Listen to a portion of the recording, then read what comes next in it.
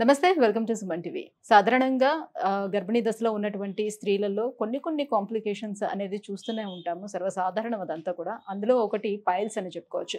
ఎందుకు గర్భిణీ దశలో ఉండేటప్పుడే ఈ పైల్స్ సమస్య అనేది ఏర్పడుతూ ఉంటుంది. దీనికి ఎటువంటి ట్రీట్మెంట్ అనేది అందుబాటులో ఉంది. సో పైల్స్, ఫిషర్స్, ఫిస్టులా ఇవన్నీ కూడా వీళ్ళకి ఎందుకు వస్తాయి స్త్రీలలో? దీనికి ఎలాంటి ట్రీట్మెంట్ అందుబాటులో ఉంది? ఈ విషయాన్ని తెలియజేసేందుకు మనతో పాటు ఉన్నారు doctor Shamim Yunisa garu, general surgeon and proctologist from Mavin medical centre నుంచి మనకి అవైలబుల్ ఉన్నారు. డాక్టర్ గారితో మాట్లాడదాం. Hello ma'am. మ్యామ్, సో సాధారణంగా గర్భిణీ దశలో ఉండేటప్పుడు స్త్రీలకి చిన్న ప్రాబ్లమ్స్ అనేది కామన్గా చూస్తూ ఉంటాం. లైక్ కాన్స్టిపేషన్ అనేది ఇలాంటివన్నీ చూస్తూ ఉంటాం. అయితే పైల్స్ సమస్య అనేది కేవలం ఈ ప్రెగ్నెన్సీ టైంలోనే ఎందుకు చూస్తాం?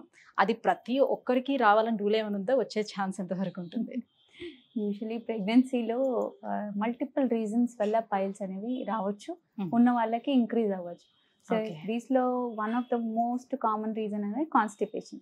సో ప్రెగ్నెన్సీ అప్పుడు బికాస్ ఆఫ్ వాటర్ ఇంటేక్ తక్కువ ఉన్నా కానీ, లేదంటే because of the hormonal disturbance, ఏదైతే హార్మోనల్ చేంజెస్ వస్తాయి, ప్రొజెస్ట్రాన్ ఏదైతే పెరిగిపోతుందో దానివల్ల, ప్లస్ ఏదైతే టాబ్లెట్స్ యూజ్ చేస్తారో లైక్ ఐరన్, కాల్షియం, ఈ టాబ్లెట్స్ వల్ల కూడా కాన్స్టిపేషన్ అనేది ఫస్ట్ సిమ్టమ్. సో కాన్స్టిపేషన్ అవుతుంది అంటే that will lead to multiple problems. So this is the first reason. Second step వచ్చేసి బేబీ వెయిట్ వల్ల వీన్స్ కంప్రెస్ అయ్యి కూడా పైల్స్ అనేవి వస్తాయి. సో ఈ 3 are main things. One is hormonal disturbance, ఏదైతే హార్మోన్స్ రేజ్ అవుతాయో ప్రెగ్నెన్సీలో. Second is baby weight. Third is constipation. So constipation ఉంది అంటే these 2 things are anyway there. Baby weight అయితే ఉండేది ఎలా అయినా, అండ్ హార్మోనల్ చేంజెస్ అయితే ఉండేవి. So these we cannot do anything for these 2 things. ప్రెగ్నెన్సీలో బేబీ అనేది వెయిట్ ఉంటుంది, వీన్లో కంప్రెస్ చేస్తుంది. బట్ అందరికీ ప్రెగ్నెంట్ ఉన్న ప్రతి ఫీమేల్కి పైల్స్ అయితే రావు. Okay. So reason behind is constipation అవ్వకుండా చూసుకోవడం. Third step is constipation. Constipation అవ్వద్దు అంటే what we can do is we have to take plenty of water, fibre diet ఎక్కువ తీసుకోవడము. These 2 are the main things. So మామూలుగా మనం తీసుకునే diet మీద చాలా వరకు డిపెండ్ అయ్యి ఉంటుంది. కరెక్ట్. సో ఒకవేళ పైల్స్ వచ్చినా కానీ what we do is only we give conservative treatment. ప్రెగ్నెన్సీలో అయితే సర్జరీ చేయము. So what we give is only fibre powder, fibre diet ఇవ్వడము, లాక్సేటివ్స్ ఇవ్వడము. So this is what is the first step. So treatment first step. అంటే already వాళ్ళకి ఇంతకు ముందే piles ఉండి ఆ తర్వాత కన్సీవ్ అయి ఉంటే ఒకవేళ అప్పుడు ఇంకా ఇబ్బందికరంగా ఉంటుంది కదా ఆ టైంలో. మరి అలాంటి వాళ్ళకి ఏం చేస్తారా? మెడిసిన్ కూడా ఆ టైంలో యూజ్ చేయడానికి అవకాశం ఉంటుంది కదా. యూజువలీ మెడిసిన్కి రెస్పాన్స్ లేదు and it is still there అన్నప్పుడు will see what is the pregnancy stage ఏంటి అనేది. యూజువల్గా ఫస్ట్ 3 months అండ్ లాస్ట్ 3 monthsలో we'll avoid any procedure. If at all procedure చేయాలి అంటే వీళ్ళు opt for this between 3 months, 4 to 6 months మధ్యలోనే we can do. ఈ 4 to 6 months మధ్యలో if it is compulsory, supposingly fistula ఉంది, యాప్సిస్ ఉంది, ఇన్ఫెక్షన్ అయిపోయింది, సో మ్యాండేటరీ సర్జరీస్ కంపల్సరీ అన్నప్పుడు we usually opt between 4 to 6 months ఆ ఏజ్ గ్రూప్లో. If it is very early pregnancy లేదంటే వెరీ ఎండింగ్ లాస్ట్ 3 months ఉన్నాయంటే we'll wait till delivery is over and then we'll plan post delivery.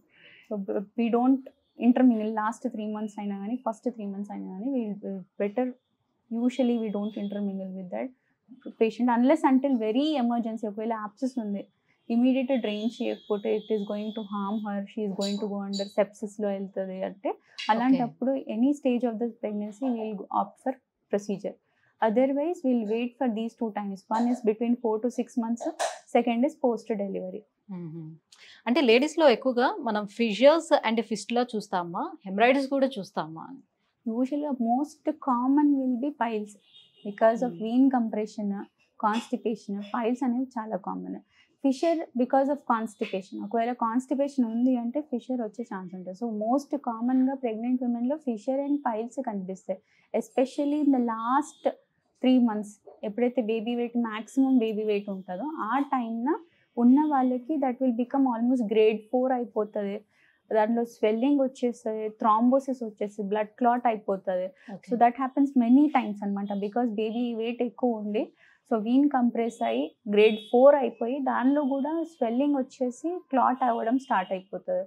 So that is one of the serious stage because ఆ టైమ్న we cannot operate and we cannot do anything but to give just pain killers, laxatives అవి ఇచ్చి కొంచెం We have to wait till the delivery is over and then we have to plan for the procedure. So conceive టైంలో బాగానే ఉంది అనుకుందాం, అంత complication ఏం లేదు, ఆఫ్టర్ డెలివరీ తర్వాత చేసుకోవచ్చు అని అనుకునేటప్పుడు చాలా మంది లేడీస్ ఏంటంటే వాళ్ళ ప్రైవేట్ పార్ట్స్లో వచ్చే ఏ డిసీజ్ అయినా కూడా చెప్పడానికి చాలా షై ఫీల్ అవుతూ ఉంటారు. సో అట్లా నెగ్లెక్ట్ చేస్తే ఏమవుతుంది? అలా నెగ్లెక్ట్ చేసి వాళ్ళు ఎలాంటి ట్రీట్మెంట్ తీసుకోకుండా వదిలిపెట్టినట్లయితే? Usually neglect చేస్తే what happens is the stage will increase. If it is piles ఉన్నాయి అనుకోండి, the stage will go up. So last will be grade 4. Grade 4 అయిన తర్వాత కూడా చేంజ్ లేదు అంటే that will form clots as we discussed. Clot అయిపోతే thrombosis అంటాం. ఒక్కసారి థ్రాంబోసిస్ అయింది అంటే there will be very severe pain. So యూజువల్గా ఎవరైతే ఈ గ్రేడ్ 4 వచ్చినప్పుడు కూడా చూపించలేదు, కంపల్సరీ థ్రాంబోసిస్ అయిన తర్వాత చూపిస్తారు. Because there is so severe pain కూర్చోడానికి రాదు, అంత సివియర్ పెయిన్ ఉంటుంది. దానిలో ఇన్ఫెక్షన్ అవ్వచ్చు, ఆ ఇన్ఫెక్షన్ ఆ క్లాట్ అనేది వేరే చోట స్ప్రెడ్ అవ్వచ్చు. బికాస్ ఇవి వీన్స్ ఉంటాయి, ఈ వీన్స్ కమ్యూనికేషన్ ఉంటుంది లోపల.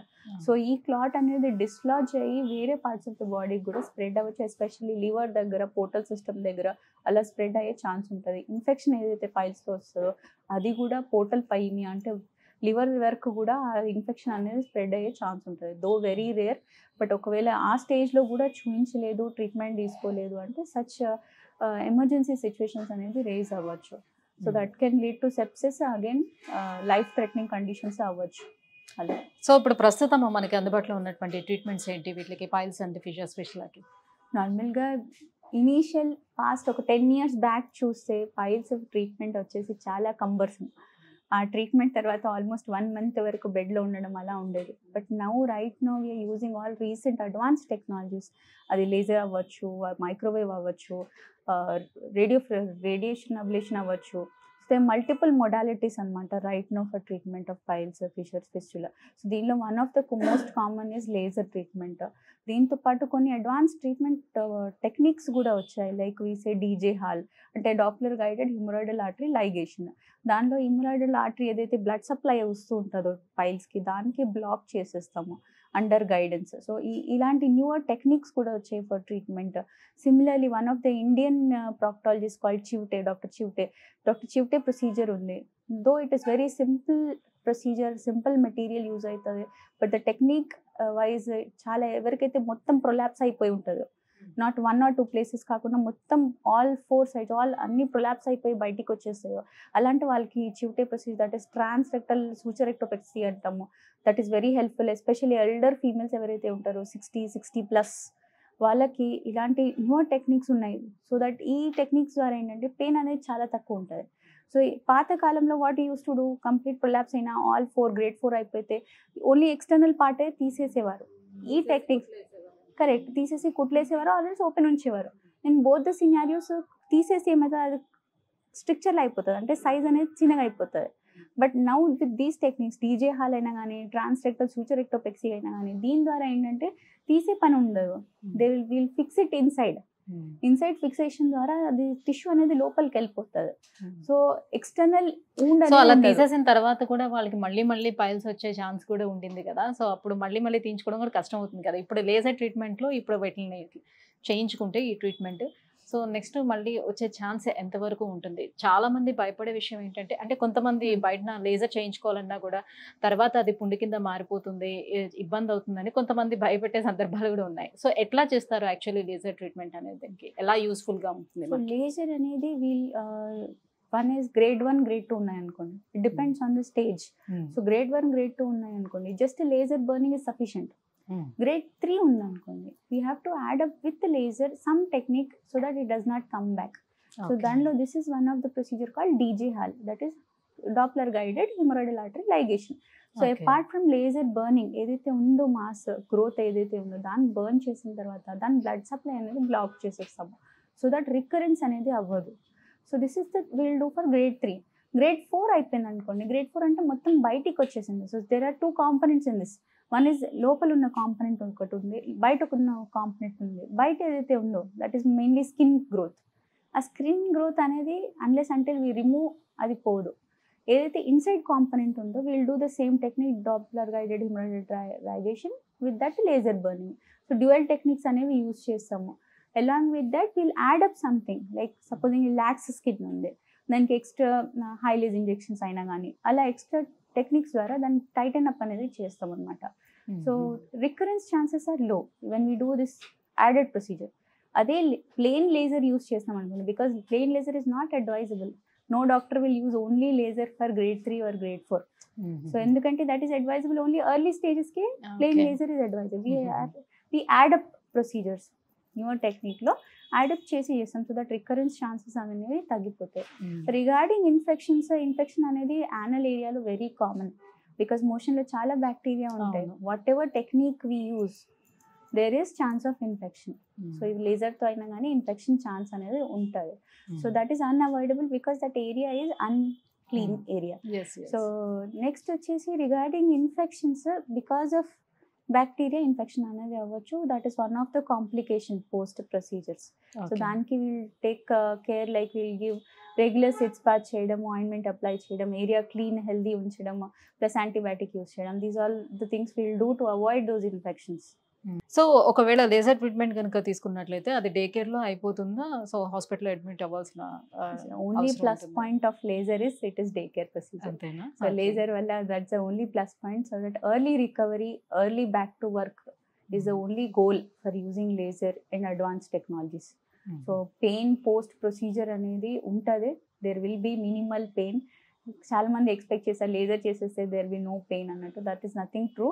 So laser is less pain but not painless.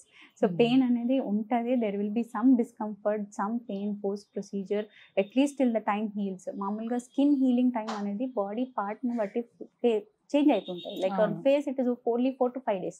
So if they or any stitches on face 4 to 5 days లో హీల్ అయిపోతాయి. If that is hand are leg it will take around 1 week, 7 days. If it is back or abdomen it will take around 10 days. If it is anal area it will take around 14 to 15 days. Because that is a wet area, movement అయిపోయి ఉంటుంది. So it is going to take a longer time. ఇక్కడ ఎంత చిన్న procedure చేసినా, లేజర్తో చేసినా, it is going to take minimum 14 to 15 days for the wound to heal. So ఈ 14 to 15 days do we need to do bed rest అంటే no, bed rest is not required. Bed rest is only for my first 1 or 2 days. Third day నుంచి మన routine activities we can do, we can do our routine job and all. Only thing is it will 15 days వరకు there will be some discomfort, some minimal pain, some minimal burning. ఎప్పుడైతే emotion pass చేస్తామో those things will be there, and those precautions like applying ointment, doing sitz bath, ఇవి అనేవి wound heal అయ్యేంత వరకు we have to continue. సాధారణంగా ఈ piles and fissures కన్నా fistula చాలా ఇబ్బందికరంగా ఉంటుంది. సో ఫిస్టులాకి ట్రీట్మెంట్ తీసుకున్నా కూడా కొంతమంది అంత తొందరగా రికవర్ కారు అని చెప్తూ ఉంటారు. సో ఇందులో వాస్తవం ఎంత, అసలు దీనికి ఎలాంటి ట్రీట్మెంట్ ఉంది?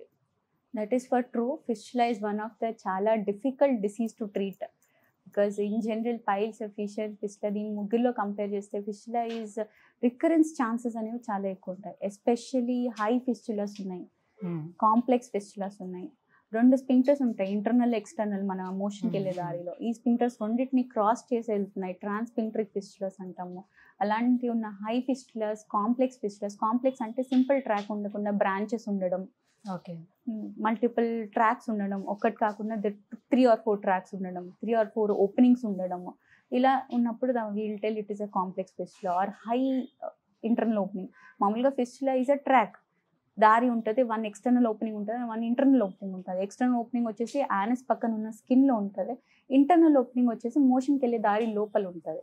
So when we treat fistula the main purpose is to block the internal opening. ఎందుకంటే ఇంటర్నల్ ఓపెనింగ్ ద్వారా మనకు బ్యాక్టీరియా లోపలికి వస్తుంది, అండ్ ఎక్స్టర్నల్ ఓపెనింగ్ ఎక్కడైతే ఉందో మనకు we have to remove that core out. And మధ్యలో ఉన్న ట్రాక్ వచ్చేసి we can either laser to burn చేసేయచ్చు, లేదంటే we can remove according to the position of that fistula track. So ఇంత చేసినా కానీ the chance of recurrence is there, because ఆ area ఒక్కసారి ట్రాక్ ఫామ్ అయింది అంటే ఆ ఏరియా వీక్నెస్ అనేది వచ్చేస్తుంది. Once the area is weak, even after complete heal అయిపోయిన తర్వాత కూడా చాలా మంది after years after healing also మళ్ళీ రికరెన్స్ అయ్యే ఛాన్స్ ఉంటుంది, because that area has become weak. So ఫిస్టులాలో recurrence is the only issue. So sometimes కొంతమందికి మల్టిపుల్ ప్రొసీజర్స్ అవసరం ఉంటాయి, కొంతమందికి for the treatment of fistula it's like supposingly complex fistula ఉంది. So we treat in stages. So first స్టేజ్లో we'll treat up the abscess ఎక్కడైతే ఉంటుందో drain చేసేస్తాము. Initial infection part తీసేస్తాము. Second stage we give it time to heal. Then తర్వాత after maybe 3 months or 4 months or 6 months we again treat for the actual track which is left behind. So అలా stage treatment కూడా అవసరం ఉంటుంది కొంతమందికి. So fistula is one of the difficult disease to treat. చాలా మందికి recurrence ఉంటుంది. So we take precautions to avoid it, but it is a natural process. Recurrence still exist. Yeah, piles, fissures, fistula వీటికి treatment తీసుకున్న తర్వాత ఫర్దర్గా వాళ్ళు ఎలాంటి precautions తీసుకోవాలి, డైట్ విషయంలోనే ఎటువంటి ప్రికాషన్స్ తీసుకోవాలి, లైఫ్ స్టైల్ చేంజెస్ ఏం చేసుకోవాలి? So one thing is post treatment constipation అనేది అవ్వద్దు. So that is the main thing. If అంత ట్రీట్మెంట్ చేసుకున్న తర్వాత కూడా కాన్స్టిపేషన్ మెయింటైన్ ఉంది, we are getting hard stools even after treatment అంటే things will repeat. Usually after 2 to 3 years మళ్ళీ constipation అలానే ఉంది అంటే థింగ్స్ విల్ రిపీట్. సో అది రిపీట్ అవ్వకూడదు అంటే కాన్స్టిపేషన్ ఉండకుండా చూసుకోవాలి. కాన్స్టిపేషన్ అవ్వకూడదు అంటే మినిమం రిక్వైర్డ్ లిక్విడ్ ఇంటేక్ అనేది ఉండాలి. Per day at least 2 to 3 liters water అయినా, లిక్విడ్స్ ఏదైనా లిక్విడ్ ఇంటేక్ అనేది ఉండాలి. With every meal 1 bowl of fruits, 1 bowl of vegetables అనేది మన లైఫ్లో యాడ్ చేసుకోవాలి. Plus at least half an hour walk. చాలా మంది ఇప్పుడు because of this sedentary job style, mainly job చేస్తారు కానీ సెడెంటరీ జాబ్స్, సో దానివల్ల ఏంటంటే వాకింగ్ అనేది కంప్లీట్గా తగ్గిపోయింది. Whether for students, school going students అయినా కానీ, జాబ్ చేసే పర్సన్స్ అయినా కానీ at least half an hour walk అనేది ఇన్వాల్వ్ చేయాలి. So these 3 are main thing: water intake, fibre diet and walking. At least half an hour walk will be sufficient. So main goal is constipation అవ్వకూడదు post procedure. That's the main thing. Initial healing phases to అయితే obviously we have to apply ointment, we have to do sitz bath. ఇలాంటి అయితే till the healing is over we have to take. Post healing process అయితే constipation ఒకటి avoid చేస్తే సరిపోతుంది. Thank you so much ma'am. So piles, fissures, fistula ఇవి రావడానికి reason and మావిన్ హాస్పిటల్లోని ఎలాంటి treatments అంటే అత్యాధునికమైనటువంటి ట్రీట్మెంట్స్ ఏం అందుబాటులో ఉన్నాయి ఈ విషయం తెలియజేస్తున్నాను. Thank you so much. So viewers చూస్తున్నారు కదా, పైల్స్, ఫిషర్స్, ఫిస్టులా ఈ సమస్యలతో కనుక బాధపడినట్లయితే కింద స్క్రోల్ అవుతున్నటువంటి నెంబర్స్కి కాల్ చేయండి, మావిన్ మెడికల్ సెంటర్ని అప్రోచ్ అవ్వండి. Thank you so much.